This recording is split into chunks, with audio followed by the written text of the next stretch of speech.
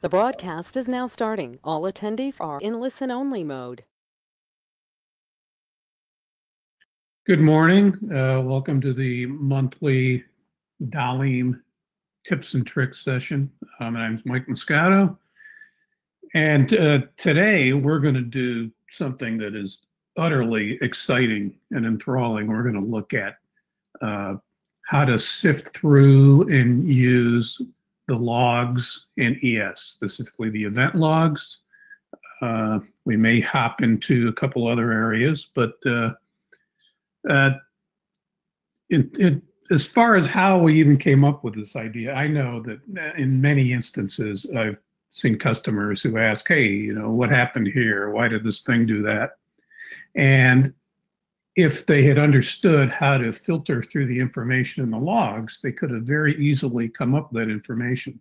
So this is really motivated by me being too lazy to do support work and try to push it on you, the customers. That's always a good motivation. Before we go further, we always remind people, if you haven't been on one of our webinars before, that in the GoToMeeting app or in your web browser, you may need to zoom up or down to scale to your screen. So you should have a little zoom icon sitting around there for you to get there. So very quick before we start looking at things, event logs. Are logs boring? Of course they are. They're just logs. But, they may be useful when you get to the point where you need to find something out. Who did what? When did they do it? And sometimes you'll even find out the why. I think one of the issues with the event logs themselves is the way they're laid out is not consistent or logical. I think if you've played with them enough, or if you haven't, you're going to see in a little bit how some of the terms that are used are contradictory, and much of the information is kind of hidden from you or dependent on certain contextual options that are selected.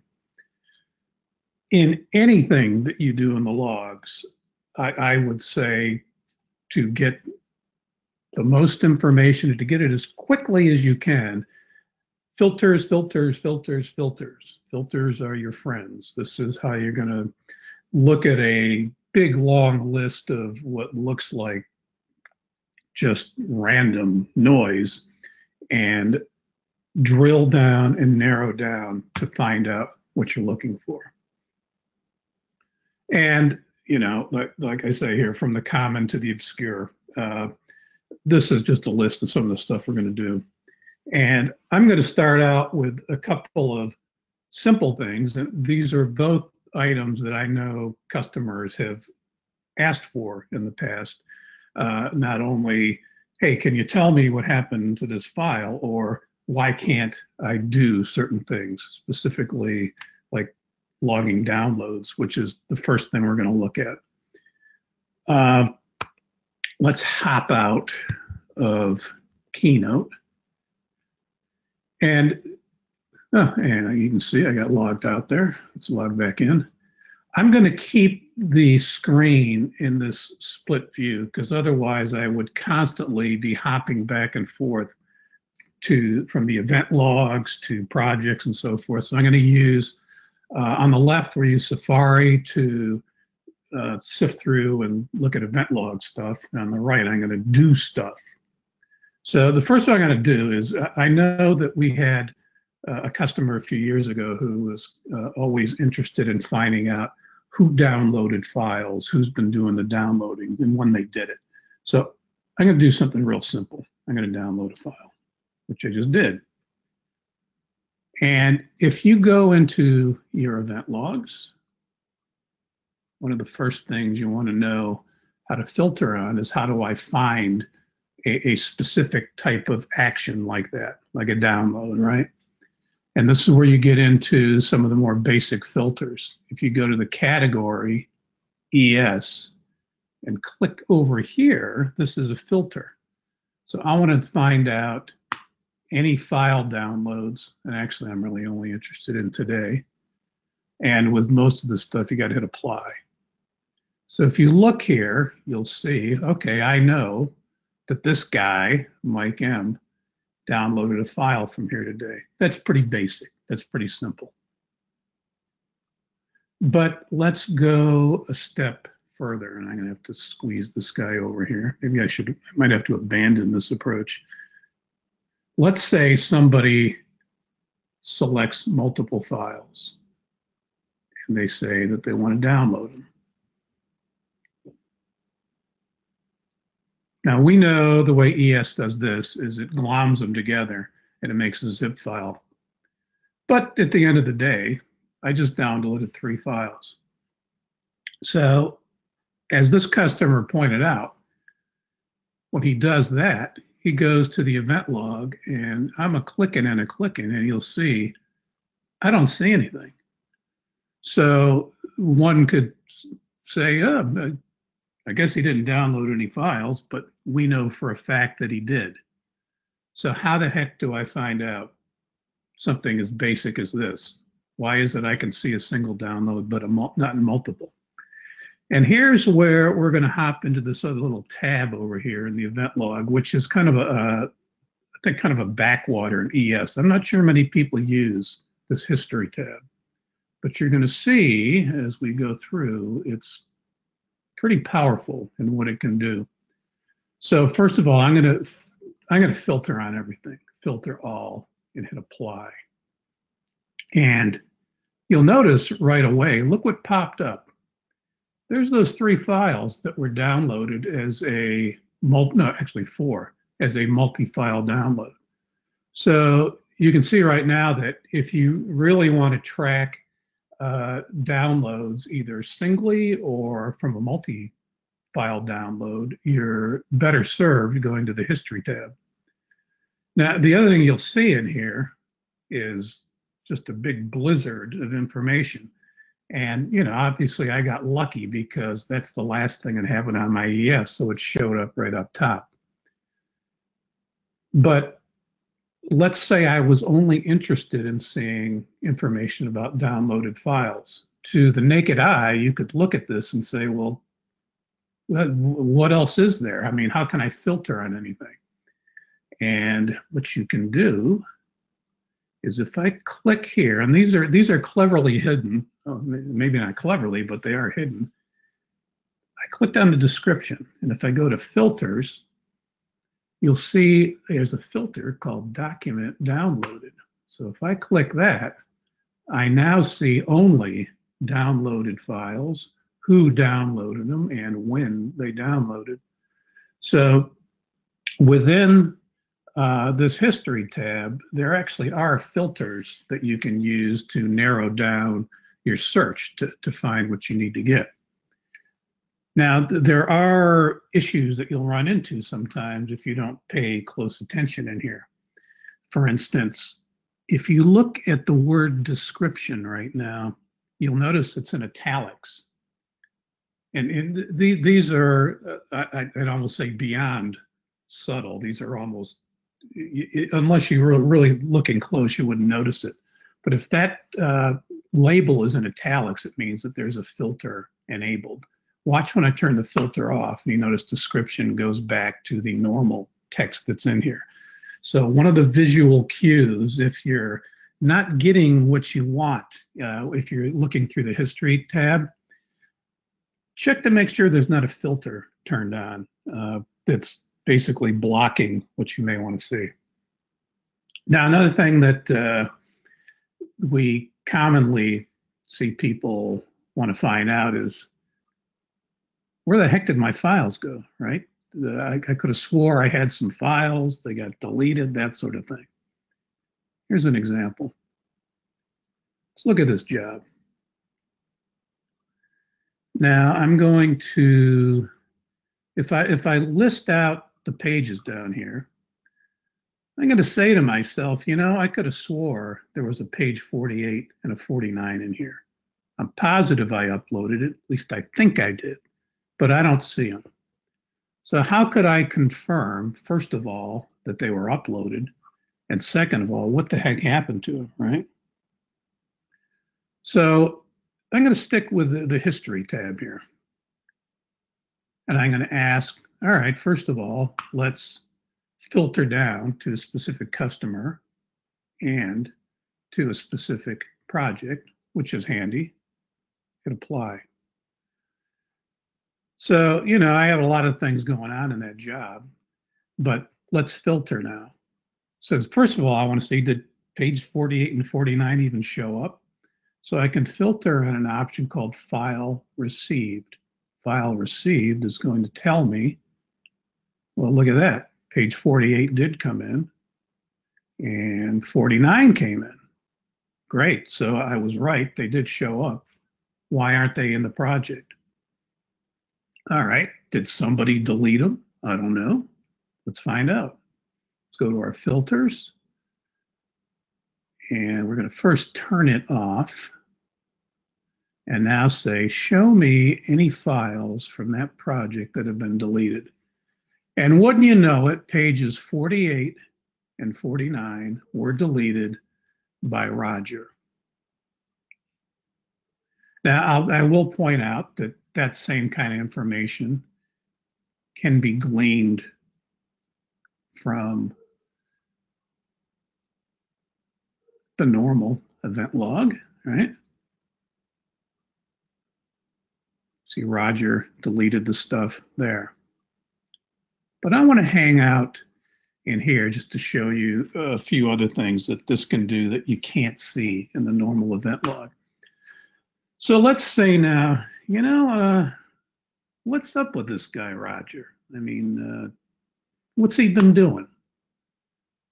So we're again looking at that customer, but let's say we were interested in all of the projects and we specifically want to know what he's up to. Notice we've got, I might have to get rid of this split screen because that thing's in the way. So let's bust this guy back out.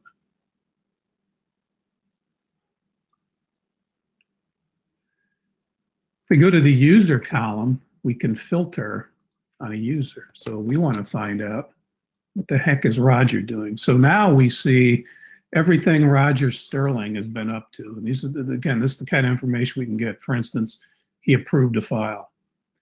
When it says file received and associates it with a user, that means he uploaded that file. He edited a workflow. We already know that he deleted a couple of files. These guys down here deleted. And he also moved files around in the flat plan. Now, let's say we saw that. We said, all right, let's just concentrate on this guy messing things around in the flat plan. You see there's a filter, moved on flat plan.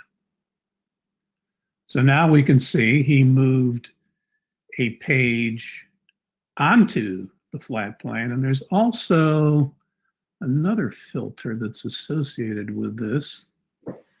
See if I can remember what it's called, because there's one call that denotes that you move pages off of the flat plan. He might not have done that. Let's see.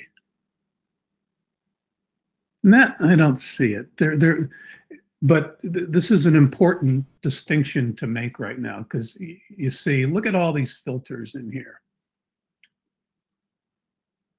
Let's go to the event type here and change it to object. And let's turn Roger off. Now let's look at our filters. And you say I only have 3 filters. And you say to yourself, well, just a second ago, you had a whole bunch of filters showing up. How come I only have 3 now? That's because these filters are dependent on the object type, the event type, which is object. If I went to user action, you'll see there's a whole slew of different types of filters. But they are also dependent on where you are currently looking. And this is kind of an interesting thing to understand when you look at how this history log looks. Because notice, the event type is user action. I'm in this particular customer. So you can see, that's a list of what, maybe 12 things. Let's set the customers to all. Hit apply. If you look at the filters now, actually they're about the same. All right, let's do this. Now you see a big long list of filters. The filters that appear in the description are dependent on the specific information that you have provided here. So for instance, if I am looking at all event types, all customers, these are all of the things that have been going on my ES in the last few days. But when you drill down to a specific event type or to a specific customer and or project, you will see a different set of filters provided to you because, again, it's dependent on what you were looking at that time. So I'm going to go back to these jobs we were looking at. My Amazon thing was delivered. This is the project we were in earlier. You can see I'm logged in as myself, but I notice I'm supposed to be able to approve all these files because I'm the gatekeeper. Look over on the right. I'm the gatekeeper. But for some reason on these two files, I'm no longer the gatekeeper. So what the heck happened there? Why am I no longer the gatekeeper? Again, let's go to that customer, that project. And again, this is something called user action. And I'm going to filter on approval cycle modified. And this shows me those two pages, and it tells me very specifically what the previous approval cycle was on the left, and on the right, what it's been changed to. So Don Draper got in and changed it so that he was the gatekeeper.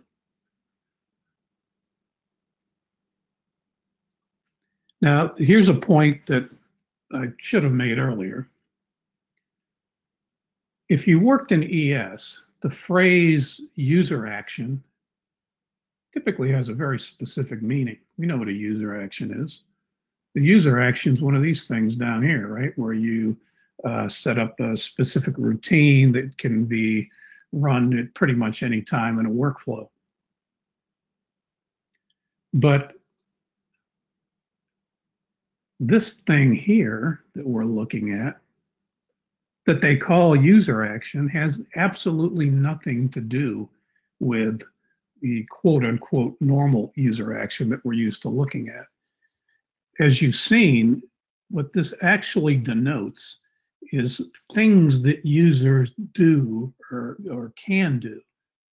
For instance, moving something on a flat plan, opening a file for viewing, like that guy, closing it for viewing, changing metadata. Maybe somebody gets in there and changes the metadata. You want to know who did it and when. So this is just a pretty good example of Dalim using a term that should mean something and actually making it different. And to follow through on that thought, if you've ever messed around in the normal event log, you will see there is a category called user action. And of course, it means something totally different than the history tab. This denotes a true user action. So this shows some user actions I've been running the last few days. Now, these tend to be not all that helpful because if I click on this guy, basically all it tells me is I ran the user action. It does not necessarily tell us if the workflow that the user action is pointed to actually succeeded.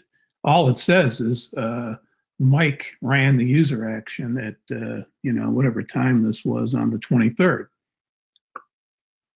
This guy actually, again, does mean user action in the normal sense. But I've always found this to be a bit of an odd logging area as well. For instance, when I go there, what does this current thing mean?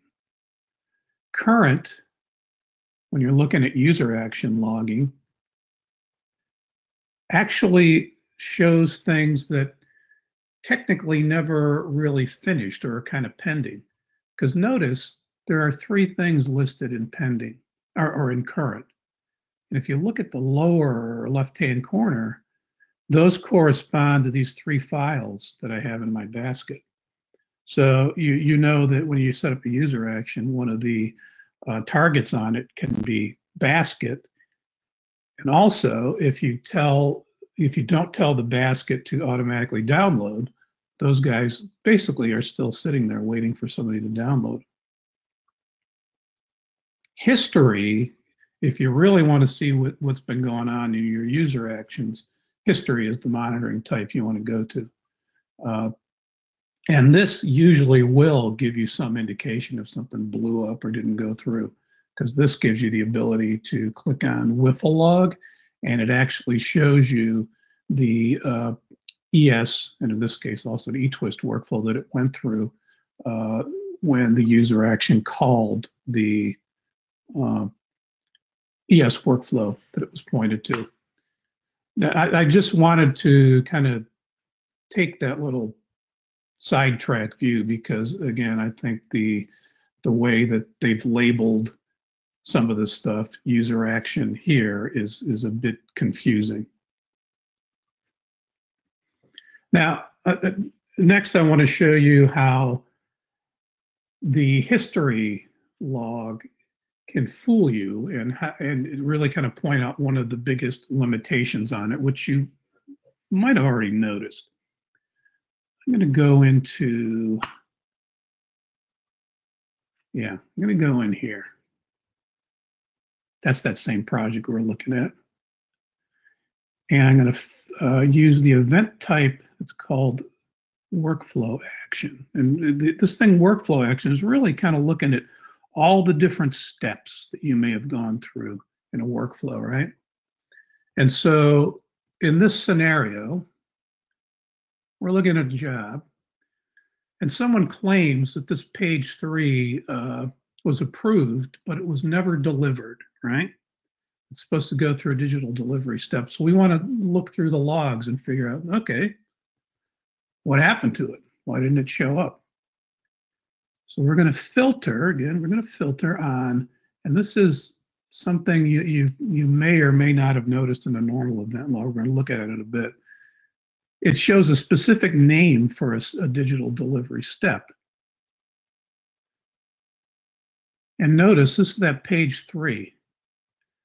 So if we were to look at this, we would say, yeah, page 3, it got delivered, right? It's got a green arrow on it, and everything that I see in there looks to me like it works. So if someone were to just look in here, they might be fooled, because if I double click on this and, try to get a little more info, I can't. So the history log is, what's the best word? It's kind of a surface look. You can't drill down and get a little more context for what actually happened. Let's go to the normal event log. If you've ever worked with the Wiffle category in here, this guy does something similar to what we just saw under the history log. Notice I can pull down specific steps that have run. And you've probably done this before too. Now I know I want to get a little more narrow. I know that's the customer. And I think I know what that was the project. So show me information about that digital delivery step in this project. And we now see, aha, that thing aborted. And again, the history tab can kind of fool you because, for me, whenever I see like a little green thing, I assume it worked.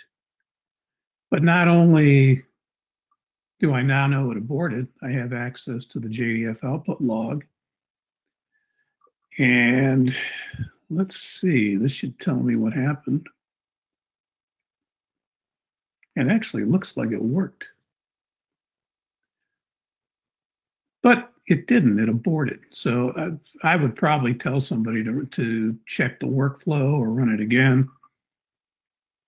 And you know, you're probably familiar with seeing this sort of display because that's really the same kind of thing you see if you go to an actual project, do a show workflow, click on something, and then do JDF output. It's the same information.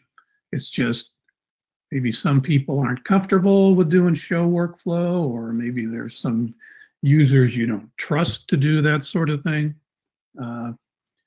So all of that information is available sitting here in the event log for you. There's another one I want to show that I think is kind of interesting that's may or may not be useful for people who work with the file system. File system folk may sometimes do something like this. Let's go in here. Nah, that's not it. Let me see if I can find this. There we go. So here is a folder on the file system.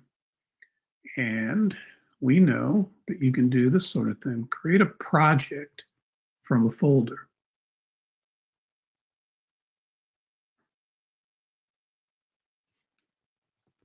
So wouldn't it be interesting if we could actually find that information? Now again, if I start clicking and changing things in here, notice nothing's happening for me, right? I know that in preparing for this webinar, this happened to me a couple times, and I kept kind of saying that this thing is broken. The reason I can't get it to do anything is because that filter is still set. And again, if you're clicking and clicking and nothing changes, you've probably got a filter on, because it will not give it up until you turn the filters off. So now you can see that that's going to behave for me. So now I have to try to remember.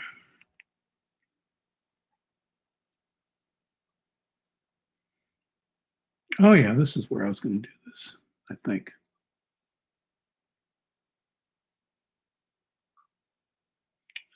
I'm a bad person. Oh yeah, this is it. You may have also dealt with this before, where you want to clear these guys out, you know, and there's no other way to do it other than clicking and kind of blanking them out.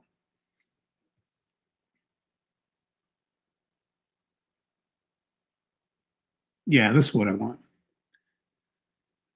You'll notice we go to the category ES, there's something called transform, and it should say transform folder into job. So we can, you should be able to get that information. Unless I got it backwards. Let's try transform. No, that's not right. Well, first, let's get us to show something. There we go. Now let's try this. Nope, that is not working for me. Well, it was a good idea. Yeah, this particular filter should show you if someone did exactly what we just did there. If you change, oh, it's because it didn't do it. All right. At least that explains it. Yeah. Let's try it again. You know, let's hit the save button. Job name already exists. Create a project from this folder. Oh, okay. That's because there's already a job with that name. All right, we'll do it with one of these other guys. This guy doesn't have any files in him, but that's how it goes. There we go. Now we'll get something that This is going to be very anticlimactic. Look at that. Boy, it's amazing. It works first time every time. Again, the point I want to try to make is that in terms of filtering stuff from here, category ES, this pull down gives you a list of different, for lack of a better word, actions or things that you can do or can be done. And I think one of the confusing things about this is the way this is laid out is that although category is labeled, this guy sits right next to the text user, and it might lead you to believe that this has something to do with user filtering, whereas the user filtering stuff is right there. Now, I would be remiss if I didn't mention it, but you know, I think anyone who's worked in the event log before, the first thing they often go in is if something blew up, they just go to status and you just filter on aborted. That's usually going to get you pretty quickly to a narrowed down look at what you may want to be looking for. And I know if you go to the description, obviously you can drill down even further, because if you knew that the file name, in this case, ended with -3, obviously I can get very specific to the particular file name that I'm looking for. Now, I'm not sure how many people use this filter choice thing much. I know that I'm not sure I've ever used it or really been tempted to use it, but the main difference between this guy and this thing called hierarchy, watch what happens when I go to hierarchy, and you'll notice it changes the filter pull downs here. Because now, instead of filtering on something that is pretty obvious to us, the name of a customer and the name of a project, you have the ability to filter on a project template name. Now, I guess if you kind of think that way, you could do it, right? And even with that in mind, the project names that it pulls up here are usually blank for you. So going to hierarchy, again, unless you kind of think that way, I think generally is not going to get you anywhere better than having run it this way with name. So hierarchy, I think, for the most part, is usually not all that helpful. Okay, I've been blabbing quite a bit. There's two other things we really have to go through. And that is, if you use ETWIST or if you use ES Connect, how do you find out what's going on?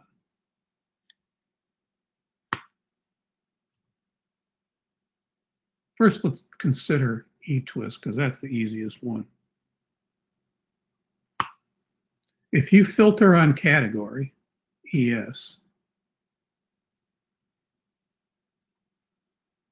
no, that's not right. I want to filter on Wiffle. Yes, Wiffle.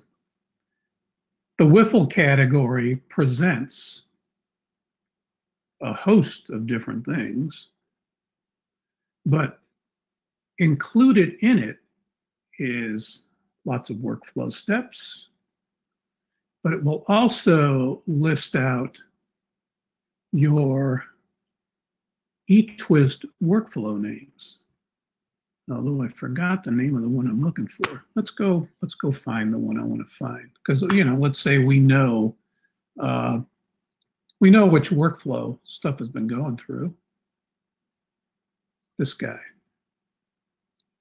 So I happen to know these came through. Okay, that's the name of my ETWIST workflow, demo pre-flight in. And let's say for this project, new project, what the heck happened with page 1, for instance? How do we filter to find that kind of information? Category is Wiffle. The name of the workflow is demo, pre-flight in. The customer name is Acme, and the project name, I don't even know what the project name was. Let's just go with that. Now, if you've ever looked at this stuff, an ETWIST, for an ETWIST workflow, you get a full log. So I can see what this thing went through. It went through a set param from RE. There's all the variables. It's especially useful if you ran files that to your eye didn't seem to run right, and you're maybe trying to debug and see if certain variables got set. I didn't have a show memories in here, but that's typically what you're going to do. But again, with ETWIST, it's pretty much right up in your face. You can double click, expand it, and see what happened. And if you're really brave, you can click the JDF out, and you'll see the full ETWIST log in here in highly readable format. But you know, if you've worked with the ETWIST editor before, you know that sometimes it's your only recourse is to jump in here because of how files will, or the process logs may get destroyed or disappear very quickly. Although in the latest versions, they tend to hang around a little longer, but even then, sometimes you can click on the process log in ETWIST till the cows come home, and it's not going to tell you anything that happened. It can be very, very stubborn. So your recourse is to hop in here and find out what and again, this is basically the process log information. It'll tell you what it did and what ran through it. So that's simple. ETWIST is pretty easy to kind of suss out in here what happened. ES Connect is a different animal though. And that's because ES really doesn't have any access to the Wiffle server logs on a normal twist server, and we know ES Connect is dealing with a quote-unquote normal twist server. Now I have, this is a ES Connect workflow I ran earlier. It's called ES Connect trapping. And maybe I ran this a few, oh, it's not Acme. Put it on a different customer. See, I ran this thing and it aborted. So I said, all right, fair enough, didn't make it. Let's find out what happened. So you might be fooled when you click on this because you think, look at this, I got myself some information, but as far as the process log goes, there's really nothing here for me. About the best it can offer me is that Twist rejected it. Well, I guess that's something, but I don't really know what happened in the workflow. Why did it get rejected? And if you've worked with ES Connect, you know that unless you're sitting on the Twist editor and watching things as they go through, you're not going to get those process logs, especially when a file aborts, because as soon as they abort, they disappear. And I don't know how many people want to sit around watching ETWIST all day long. So what's our recourse here? The best way to find out what happened, JDF output, is if you look in here, it'll give you a clue as to how you're going to track this down. And that is the process log that was created, or the process ID within the Twist workflow. So I know, all right, that's the Twist server it ran on, and that's the process ID. Maybe I could use this to find out what the heck happened. It almost looks as if I did this before. So I'm in this path where all of the Wiffle server logs live on a Twist server. Again, this is not an ETWIST. So what am I going to do? I'm going to look for that string, and I'm going to look through all of the Wiffle server.log files, because as far as I know, it might have run a couple days ago, because you know how it does the log rotate. But I'm going to find the specific process that failed. And there it is. And you can see right at the end, job rejected, which is basically all that I could find out in ES. But now I can find out why it was rejected. And we can see it failed in the Power Trap tool. It was looking for a specific trapping rule, which it couldn't find. So it gave up. So now, fairly quickly, I can go and dig out why an ES Connect workflow failed, although the only thing that ES can provide me is the process ID. And I should point out that, again, whenever you see something, let's close that. Whenever you see something like this where within the event logs, if it provides you this JDF output, you can be pretty sure that the same kind of information could be gleaned if you did a show workflow and went to Wiffle log JDF output and looked at it in there. But, you know, if you want to become a logging warrior, do it from here. You'll be much happier. And there's one other point I need to make, because you can see right here, this task name has a very specific name. It's called ES Connect Trapping. And so how did I get it to give me that kind of name? Well, the reason is because this category in the event log, this reflects the actual names of the steps as you define them in an ES workflow. Remember earlier, I had that one where I was looking for digital delivery, and I specifically saw this thing called Digital Delivery 6. The reason I was able to get away with that is that the workflow that we were messing with, you'll notice, that's the actual name of that step. So if you, you know, I think most of the people out here already have their workflows built.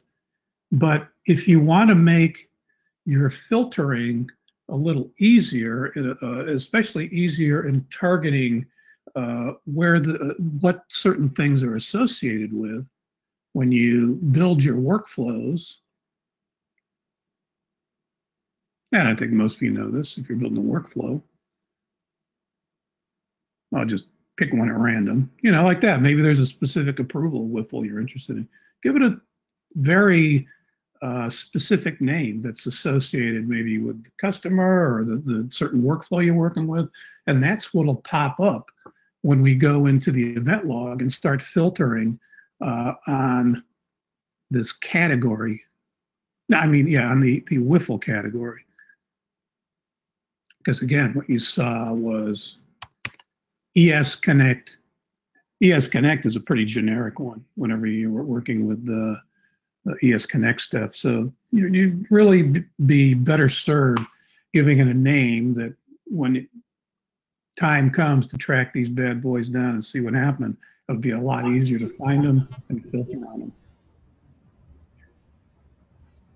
Okay, I think I've exhausted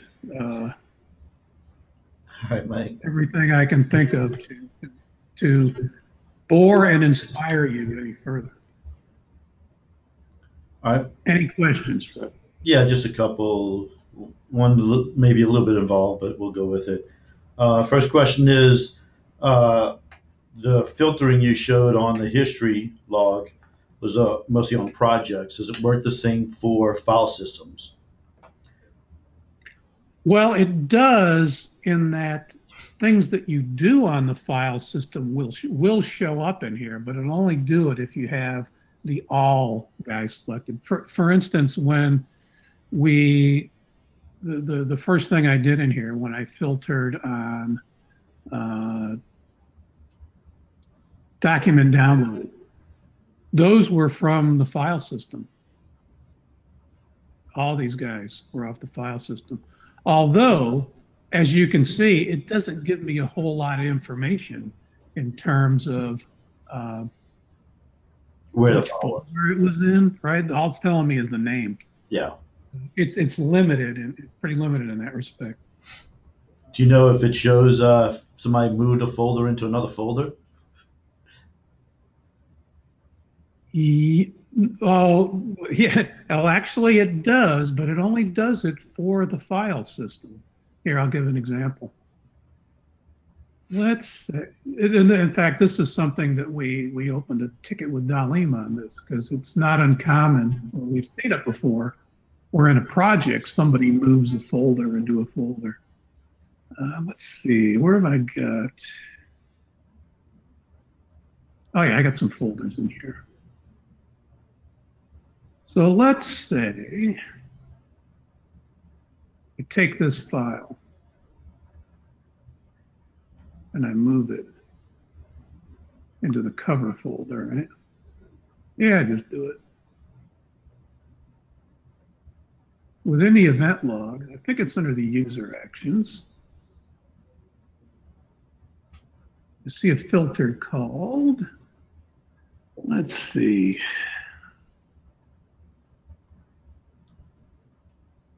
It might be under object. Let's see.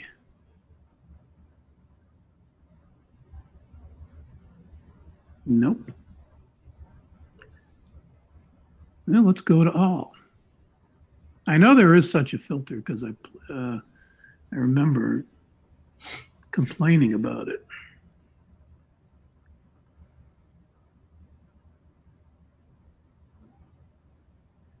Nope. Well, I'll guarantee you it's in. Oh, wait.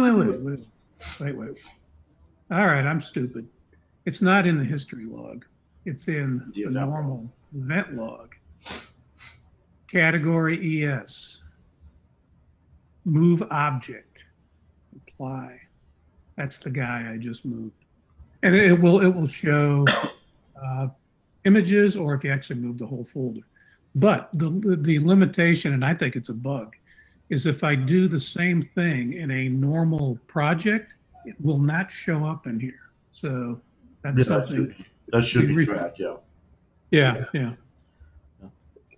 And then we'll finish with this one since you're in the event log. Could you explain the categories a little bit, like the use of each one? You showed a couple of them, but well, some of them I avoided because they're kind of useless, but I'll show you anyways. GC is pretty much just showing you all the garbage collections that have gone on. So if you want to find out if they're going on in the middle of the day, I guess you could do that. MIS is if you are doing some like JDF ingestion into your ES system, it'll reflect that. Mail, I guess I should have gone over mail. Someone's complaining that they didn't get an email. You can find out in here. And, you know, again, drill down to a specific customer or maybe project, double click these guys. It'll actually show you the email template that should have been sent out to them. that's going to be much improved than ES6. Yeah, I hope so. I know that under the history tab, you've got this notification option as well. And if I remember right, there was something about the filters in here. Let me see. Nope. Same thing in here, but again, you can't double click It's and limited, get right? as much detail as you could under the event log. Triggers is if you are running some trigger sets, it'll give you the history of what happened. I don't think I've run one in the last month or two, so I got nothing. User. It's basically telling you who's been logging in and logging out. Oh, and on the subject of users, this is something I think is a bit silly. You remember earlier we were looking at files deleted, and that we were concentrating on, like, you know, okay, this guy Roger was deleting files, right? And I was able to filter on that user over in the history tab. Well, I'm currently logged in as a user who exists in the main org. So within the event log, you would think I could filter on every user on the system, but you'll notice I don't see that guy. How come I can't see Roger? All I'm seeing under this user filter is other users who are in the main org. Now, frankly, that seems incorrect because I think as a top level user, I should be able to see everybody. If you can actually see them in the event log, you should be able to filter on them. Yeah. And you do see them. So, In fact, the only way I could suddenly see him, filter on him, is if I log in as a user. Not necessarily, it doesn't have to be him, but as a user who exists in the same customer as he does. So notice if this guy comes in and he moseys on over to the event log and he says, I wonder what my compadres are doing. He sees the different users under his customer, which again seems a bit silly. He's got access to them, but somebody at the top level doesn't. Other categories, we looked at user actions, right? Obviously, Roger hasn't done any user actions. Wiffle is one we mentioned earlier. Where I think it's most useful is tracking down an ETWIST workflow, but you can see, you can get pretty individual stuff. So. Yeah, there's a whole bunch. This guy here, in fact, these last two, I haven't found anything yet that they return. I can't say I've ever used them either. No. Yeah, it did. Again, I haven't seen it return anything of use. Right. And the only other thing I should mention is the other advantage of working in the event log versus the history tab is that you have the ability to put in date ranges in here. The other one just basically just does a big dump from today back to a few months ago. But if you played with this, you can put a range of dates in here if you want to narrow down what gets returned to you. Okay, that's all we got then. So that means that I'm going to bring Keynote back up and show you the last slide where we say that we have our webinars. What is it, third Wednesday of every month? Third Wednesday every month, except this month we pushed it back a week because of this one because this is the most exciting topic ever. It took an extra week to put it together.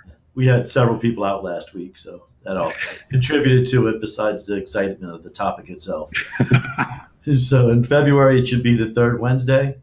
Hope to see all there for that one. As soon as we have the topic set up, which I may try to do something on the project management stuff if I get a chance to learn it myself.